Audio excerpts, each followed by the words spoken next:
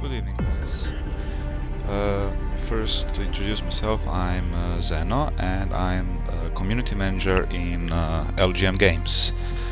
And we made this game.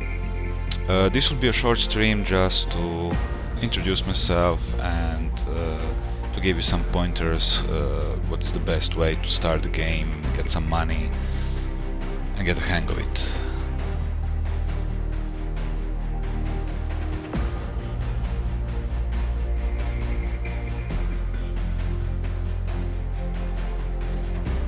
What is this game?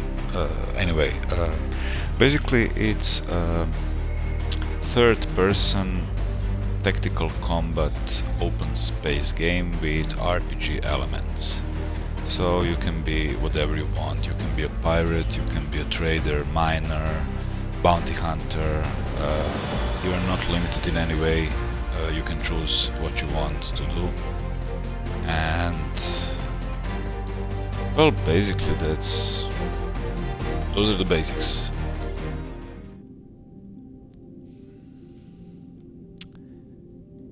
The best way to start the game is definitely capturing ships, because capturing ships will give you much money at the beginning of the game and will give you the opportunity to get started with bigger ships and better equipment and go through missions more easily.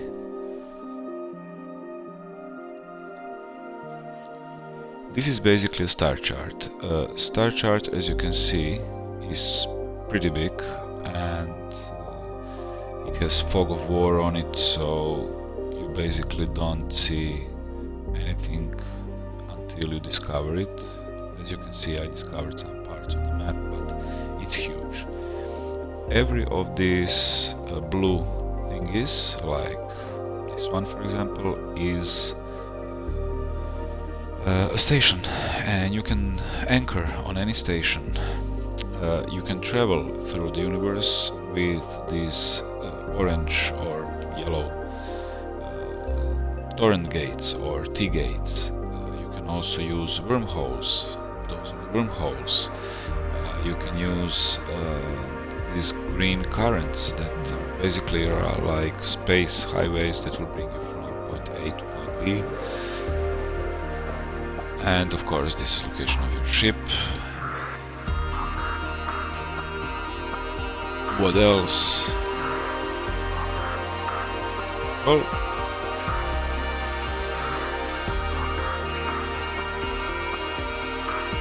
we can accept the mission. Let's try to go to the main mission.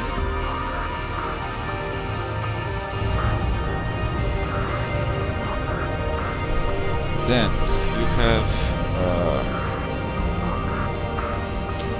this nice bar which will give you extra control over the energy distribution on the ship. So basically, if you wanna arrive at location quicker, you'll just spam this one. Now we are in the fight, so that means that we will have... Let me just assess this threat.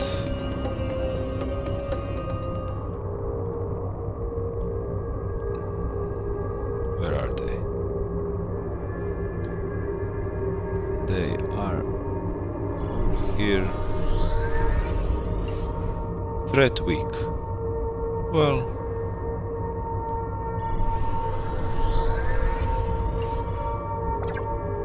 we can mark that ship. When you mark the ship, that basically means... okay, they will be dead before we arrive.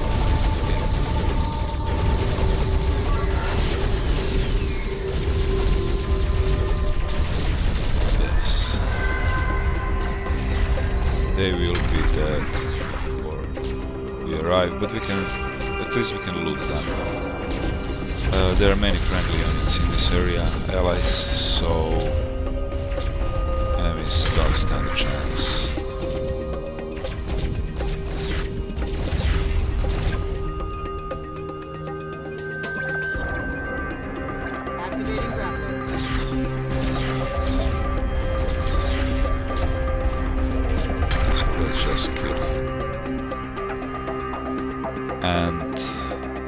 Well, that was a quick fight.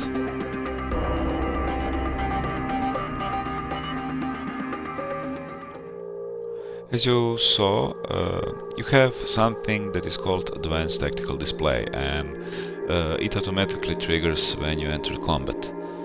It will show you the status of your shields. I think you can manually hold it and show it here. It will show you the status of your shields. Those are these blue bars on each side of the ship. So you will have to position and turn your ship around if you see that some of your shields are draining too fast or something like that. So basically it's all about micromanagement, especially in the later parts of the game. When you will be higher level, you will have two mercenaries at your side, you will have fighter wings deployed, and you will have many enemies ganking you from all sides. So then the micromanagement will kick in. At the start of the game it's not as important, because we wanted to give you the opportunity to familiarize yourself with the game and just take it slowly. Yes, sir. Acquiring new coordinates. Transferring all available power to engines. Good evening to all three viewers. Not sure if you can hear me.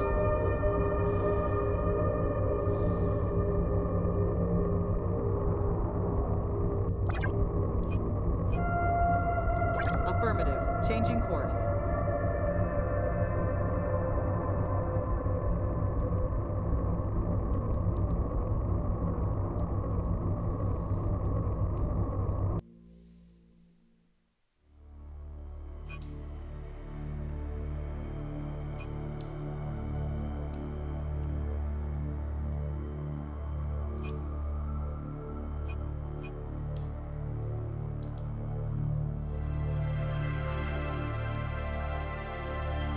You have French localization, but I'm talking in English.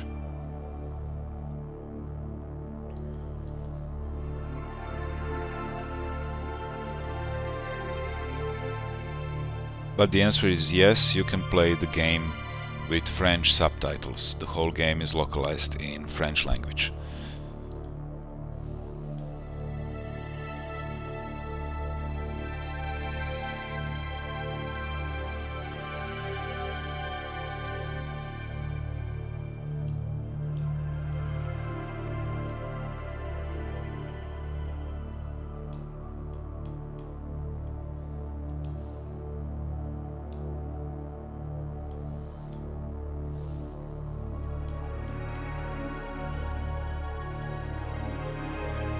No problem, Joe.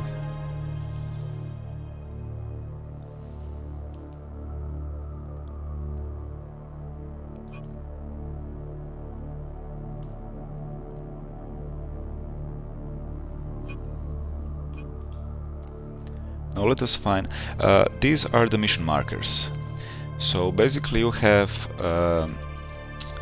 many procedurally generated freelance missions that can range from assassination missions like this one to taxi missions where you need to bring a VIP from one point to the other, or ferry missions where you transport goods from station A to station B, things like that. So you have many freelance missions. You also have side missions. Side missions are available later in the game as you will progress with your level. Currently you can do campaign missions. This one is campaign missions currently, but you're just leveling up, doing some freelance missions, just so you can see what can you do in the game. So we have to kill someone. Yes, we will accept that, and we will go to the location. If you go to option on the star chart, the autopilot will kick in and you will be automatically guided to the location.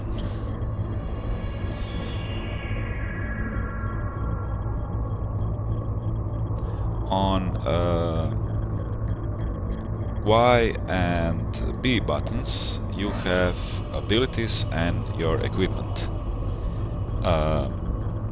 As I said, at the start of the game it will not be as crucial as in later stages of the game, but equipment can really save your life. So use it wisely and don't forget about it. Threat alarming. Beautiful. So let's just basically go. I suggest checking the star chart, Captain. New missions are available.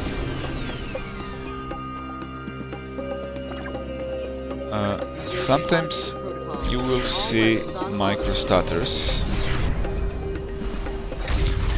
Those microstators are, the reason for them is that the whole game does not have any loading screens, so it's basically open space, big open space, as you saw on the star chart, which is streamed seamlessly. So yeah, sometimes between when you cross between sectors you will notice little stutters. It's nothing game breaking because it's not happening in the fight, it's usually happening when you're crossing sectors, so when you're traveling.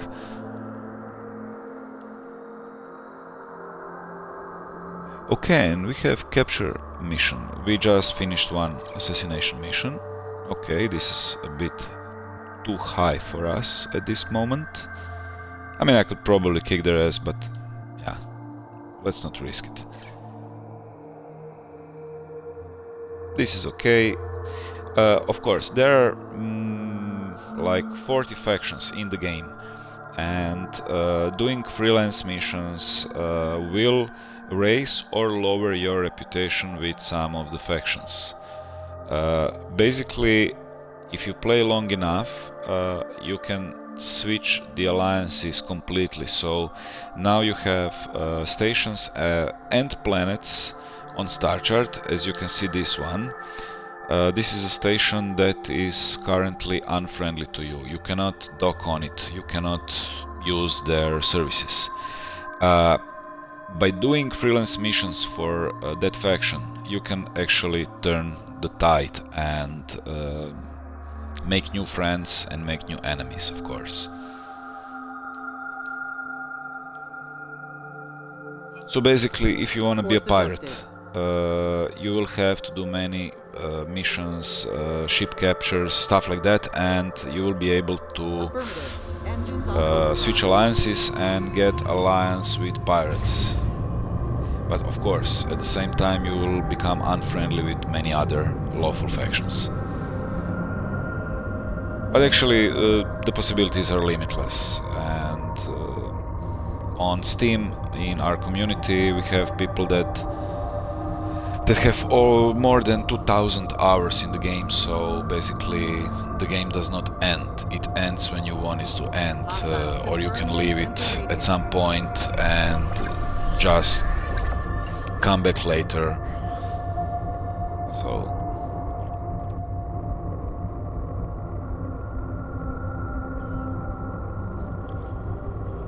as you can see, when you target the ship, you will see the information on the crew. Well, we can just try. We can just try to.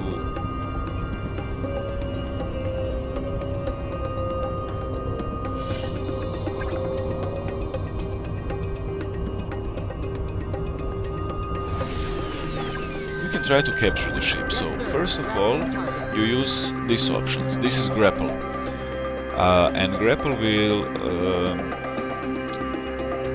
keep the ship in the firing distance, and the enemy will not be able to escape, of course. And then you have boarding. Well, boarding is nice. Basically, you have troopers on your ship, and you will board and try to capture enemy ship. The word of advice: when capturing enemy ships, be sure to first lower the enemy ship's hull at about 50%. Boarding underway.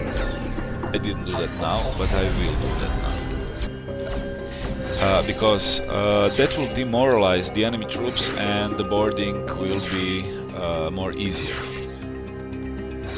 After you board the ship, you will see, as you can see, boarding is progressing on Ship the captured. panel and the ship is captured. It was also a mission to capture this ship. So now we have to tow it to the nearest station. And that's actually New waypoint confirmed. pretty. Yes, sir. Engine set to maximum power.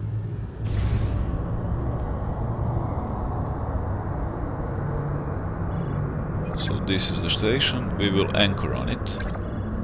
And the game will ask us if we would like to sell the ship or store it into garage. As you can see, A is garage, X is sell. Just by selling this ship, and as you saw, it was like 1 or 2 minutes work, we can earn like almost 80,000 credits.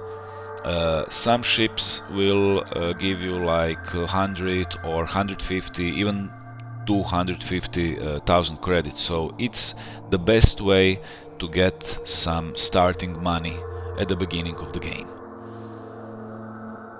So we will sell it, and we will also try to see, okay, I don't have anything in my cargo hold, and of course do not forget to restock the troopers.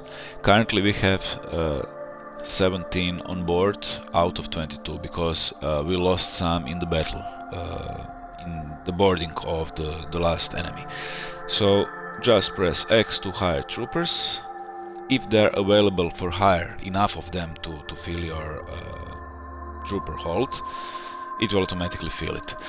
Also in game you have officers. Officers are very important because officers give you some kind of bonuses. Those can be weapon bonuses or utility bonuses, and they're all cumulative. So if you have enhancement on your grappler that says that grapple range is 10% bigger, and you have officer that increases grapple range, all those for, let's say, 5%, all those bonuses are cumulative. So basically for capturing ships, which is, as I said, the best way to earn start money, is to find an officer like this one, which increases transporter capacity. That basically means that you will be able to transport bigger batches of your troopers at once, which will in the end result in faster boarding and faster capturing of enemy ships. Also, there are officers that increase trooper strength. That will, of course, give you better marines, let's call them that way.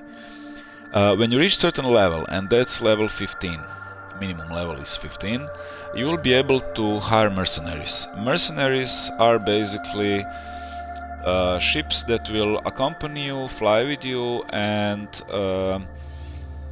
they will fire at will unless you mark a target. If you mark an enemy ship, your mercenaries and the fighters you deployed will focus on that ship and try to kill it as fast as possible. You cannot go in detailed commands for the mercenaries. They're mercenaries, they're not your soldiers, so they're basically paid to accompany you and fight with you. But they have, how do I put it? They have the mind of their own, so they're mercenaries. They will just protect you. What else can I say? Yeah, of course, you have shipyard. In shipyard, you have different ships. You can see ship name, ship class, manufacturer, stuff like that, and of course rank prerequisite. Rank prerequisites are nothing more than your levels. So every 5 to 10 levels you get new rank and you are able to buy bigger and better ship. Of course, you can compare ships if you want. So now we can compare. Left is my starting ship I'm currently using, and on the right is Adhara ship. So you can see that Adhara has bigger hull but smaller cargo, and that it can hold more troopers. So basically, you will always have some kind of trade-off. You can buy a freighter and it will have a large cargo hold but weaker weapons, or you can buy a ship that will hold more troopers but the weapons will be weaker and cargo hold will be smaller. So it's all about finding a ship which will suit your gameplay, basically. Sorry, I'm not a native English speaker, so my English sucks a bit, but yeah, I hope you can understand me. Okay. As I said, this galaxy is pretty big. I mean, I just grazed the surface, scratched the surface of this universe here, and there's so many things to do that I cannot explain everything at this point. I will just show you one thing, and that is T-gates. So basically, T-gates are like stargates in the universe that will quickly allow you to quickly travel from one point of the galaxy to the other.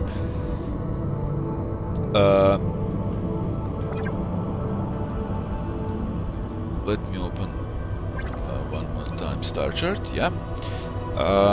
So as you can see, there are lines between these T-gates, which means that all T-gates are interconnected around the universe. So you can enter any of them and leave at any other location in the universe. So this is how a T-gate looks like. Okay, we can of course redistribute energy and come faster to it. Requesting dock permission now. So this is T-gate. So now you can see your current location and you can see every other gate you can travel to. Of course, T-gates are paid services, like a taxi or public transportation or something like that.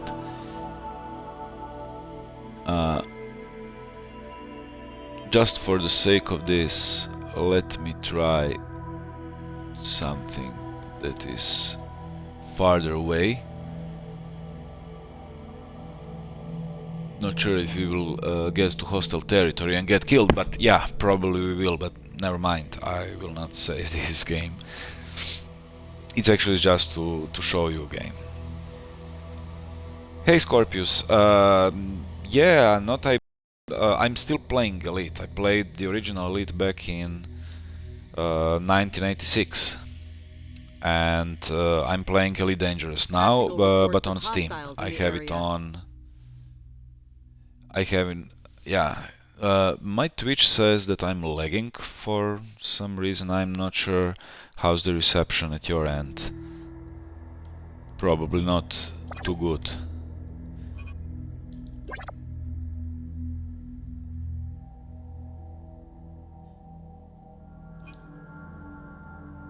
Course adjusted. Yes, sir. Engine set to maximum power. Elite is great, but Elite is a different game, different kind of game. Well, this is basically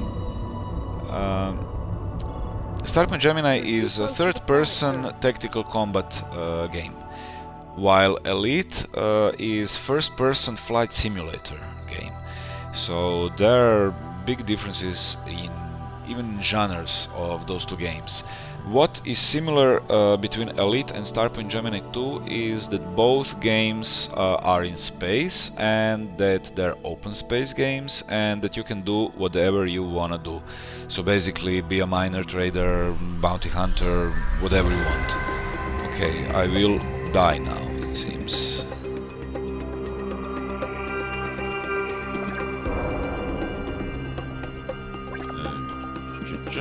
Okay. So Elite is basically very similar, but still very different, and offers different experience. I didn't play Elite on Xbox, to be honest. I'm playing it with my Hotas joystick on PC. And actually I tried it with Oculus Rift virtual reality, which was bloody awesome. So it all depends on what you want, and if you wanna do capital combat, capital ship combat, Starpoint Gemini is the better one in terms, because in Starpoint Gemini all ships are capital ships, and all ships basically have troopers, they have 4 turrets on every side of the ship, so when you're surrounded by many enemies, you will have to micromanage your turrets, your ship, your shields, equipment, stuff like that. Yeah, Python is awesome. Python is awesome. I mean, I kinda grew attached to my Cobra MK3 Mark III, and I played with Cobra Mark III back in the days, so on my Sinclair Spectrum. So yeah, I'm not relevant to talk about Elite because I'm a fanboy of Elite, so... Okay, now we will die, I think. Because we are in hostile territory. Yeah, we could die.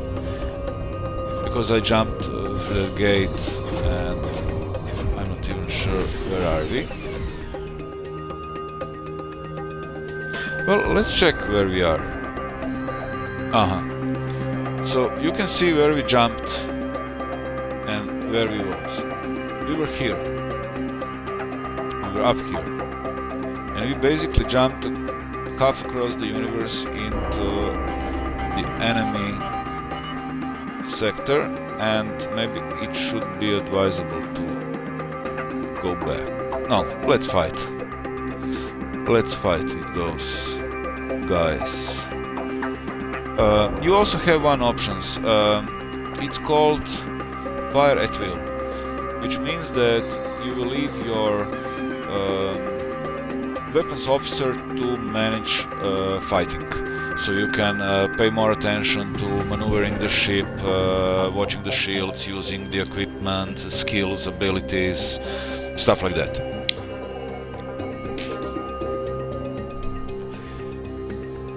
So Fire at will. Manual targeting disengaged. we just used fire at will. Sensors are picking up hostiles in the vicinity. We can use heavy weapons like rockets and stuff like that, kick the living crap out of these enemies, but this guy's threat is alarming. That basically means, and he has a crew of 100, that basically means that we will have a hard time killing him. So yeah, we can use some abilities and skills. We can also be smart people and revert our energy to weapons and shields, not to speed. And you also have different equipment. Currently I have repairing nanobots, T-drive, which is a very nice way to just quick hyperspace jump out of here if the things get ugly. We have speed boosters, shield booster. I will use shield booster for example now. Unfriendly target acquired. Yeah. Defensive shields failing. He will kick the living crap out of us. As you can see now, these are our shields, and our shields are not looking good. We are taking damage. Captain, we've lost shields. Shields So back you have online. to position your ship accordingly to avoid getting all the shields drained on one side, because you will start to get hull damage. Of course, we have nanobots that will repair us. You can see our health bar Shield emitters above, failed. Shields back online. but we will die Massive here. hull damage reported. Except if we All use this. hands, prepare This for is T-drive basically T-drive. As I said, it's a small hyperspace jump. It works like this. So it will take a charge of that T-drive to get you anywhere in this circle. If you have more T-drives like I have, you can just go further, basically. So this will use one charge of T-drives, this will use 2, this will use 3.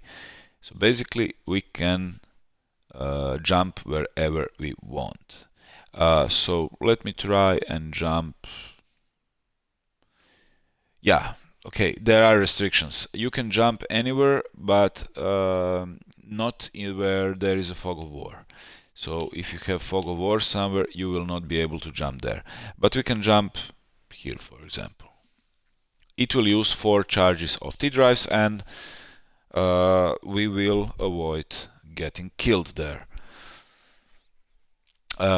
Starpoint Gemini is basically very easy to learn, but it's hard to master. So to find the perfect build for having a brutal soak damage resistance, or extra become almost invisible and stuff like that, you can do that, but it takes a perfect tweak Frequencies are of busy. New missions officers. are offered.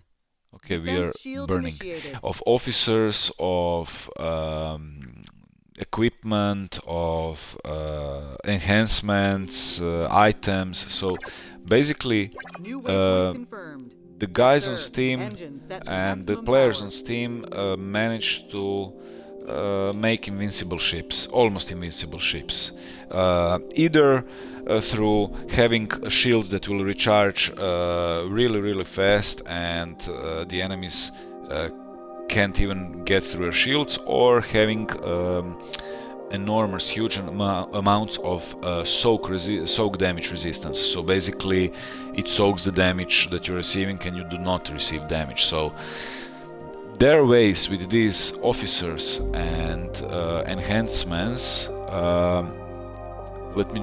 These are officers. Let me just show you how enhancements look like. So basically you have a loadout of your ship. This is a starting ship which has only front turrets and heavy weapon turret. The bigger ships will have turrets on all 4 sides, heavy weapons on all 4 sides, you have ships with cloaking devices, stuff like that. So basically there are many possibilities open. You have enhancements. So for every part of the ship, like heavy weapon, like light weapon, let's see, grappler, power core, engines, stuff like that, you have ability to enhance, additionally enhance it. As I said, all bonuses that you receive here on any of these enhancements are cumulative. So it all adds up with your officers, equipment, enhancements, base stats of the weapons and gear. So basically finding the perfect build is hard, and it will take some time to master. But learning the basics on flying, on killing stuff and looting stuff. It's basically very easy. And yeah, you can customize your ship with a different logo. You can change its name, and you can play with colors. So let me find something sexy like this. Yeah, we will use white name, and well, never mind. Let's have a pink ship. Do not forget to save the game, basically. So I'm lagging again, it seems. Do not forget to save the game often, because if you don't save the game and don't anchor on any station, you will lose the progress from the last save. Every time you anchor on a station, you will get autosave the game. But if you forget to anchor on a station and to save the game manually, you will lose the progress. But as you saw, let me show it again. As you saw on StarChart, you will often, very often, anchor on stations, either to deliver the cargo or missions, or restock on troopers, rearmor your missiles, repair your ship, buy new stuff and equipment. So thank you, Scorpius. So basically, you will often dock on warrior stations. So the autosave will automatically save the game every time you anchor on the station, but still I would recommend to save the game very often. For hardcore players, like Scorpius mentioned, Elite Dangerous. For hardcore players, it's something that won't bother them.